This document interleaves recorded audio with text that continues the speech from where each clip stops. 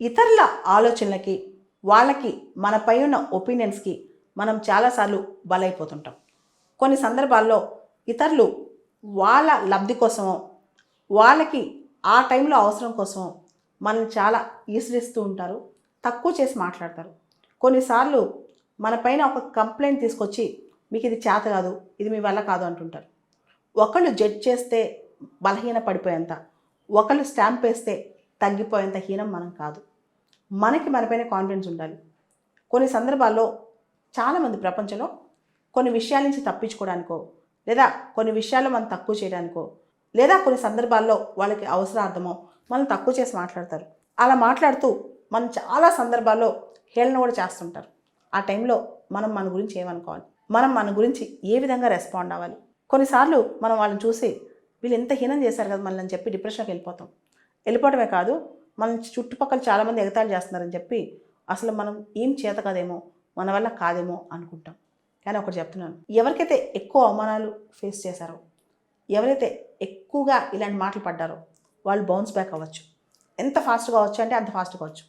మీరు ఎప్పుడైతే ఎక్కువ మంది మిమ్మల్ని అవమానించారని మీరు బాధపడతారో, లేదా ఎక్కువ మంది తక్కువ చేశారని బాధపడతారో, ఒక వ్యక్తి మనిషిగా మనం చూడలేదు, ఒక వ్యక్తి మనల్ని అన్యాయం చేశారని బాధపడతారో, ఆ టైంలో మీరు ఏం చేయాలంటే ఇమీడియట్గా మీరు నేను జీవితంలో వందింతలు అంతకంటే గొప్పగా ఎలా ఎదగాలి, ఎలా స్ట్రాంగ్ అవ్వాలి, ఏ విధంగా ముందుకెళ్ళాలో ఆలోచించండి.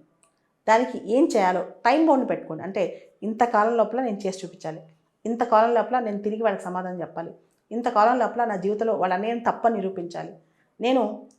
నాకేమీ చేత కాదన్న వాళ్ళు 100 మందిని నేను సృష్టించగలిగాను, 100 మంది నేను క్రియేట్ చేయగలను, 100 మందిని నేను జీవితంలో పోషించగలను, ఆ శక్తి నాలో ఉంది అని వాళ్ళకి ప్రూవ్ చేసి చూపించండి. అది ఇంపార్టెంట్. ఎవరైనా అనంగానే బాధ పెట్టుకుని బాధపడిపోతూ ఏడ్చుకుంటూ కూర్చోవద్దు. ప్రతి ఒక్కళ్ళు ఏడుస్తారు, ప్రతి ఒక్కళ్ళు బాధపడతారు. ఎవరైనా అవమానం చేసినా, అవహేళన చేసినా, తగ్గించి చూసినా, మనల్ని చిత్కరించినా ఎవరైనా బాధపడతారు.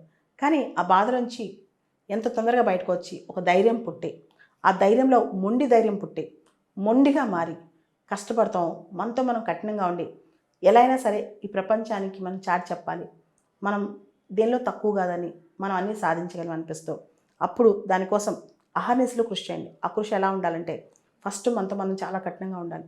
2 టైం టేబుల్ పాటించాలి. 3 ఎవరు ఏమన్నా పట్టించుకోకూడదు, మనసులో పెట్టుకోకూడదు. 4 ఎప్పుడూ మన దృష్టి మన లక్ష్యం మీద ఉండాలి.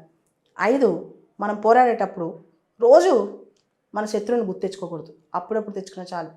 వాళ్ళ మాటలు, వాళ్ళు మనల్ని అన్న మాటలు మన మనసులో గుర్తొచ్చినప్పుడు ఆ బాధలోంచే మన కష్టం పుట్టాలి, ఆ బాధలోంచే మన పెయిన్ పుట్టాలి, ఆ బాధలోంచే మనతో మనం కఠినంగా మారాలి. మనం అనుకుంటాం వాళ్ళు మనల్ని గమనించడేమో, మనల్ని వదిలేసి వెళ్ళిపోయినాం అంటే మనం ఏం చేస్తున్నామో పట్టించుకోరేమని. అదంతా అబద్ధం. ఎందుకంటే ఎవరైతే మనల్ని ఎక్కువ హేళన చేశారో వాళ్ళు ఖచ్చితంగా మనం ఏం చేస్తున్నామో, మనం ఎక్కడున్నామో ఖచ్చితంగా మన గురించి తెలుసుకుంటూ ఉంటారు. మీరు ఎప్పుడైతే సాధించారో, వాళ్ళకంటే గొప్పగా సాధించి చూపించారో, నిజంగా మేము కూడా మీకంటే ఎక్కువ అంటే ఈక్వల్లీ సమానమే అని చెప్పగలిగారో, సమానంగా మేము బతకగలమని చూపించగలిగారో, అప్పుడు నిజంగా వాళ్ళు వచ్చినా తిరిగి వచ్చినా రాపోయినా, మీకు క్షమాపణ చెప్పినా చెప్పకపోయినా మీరే విజేతలు అవుతారు.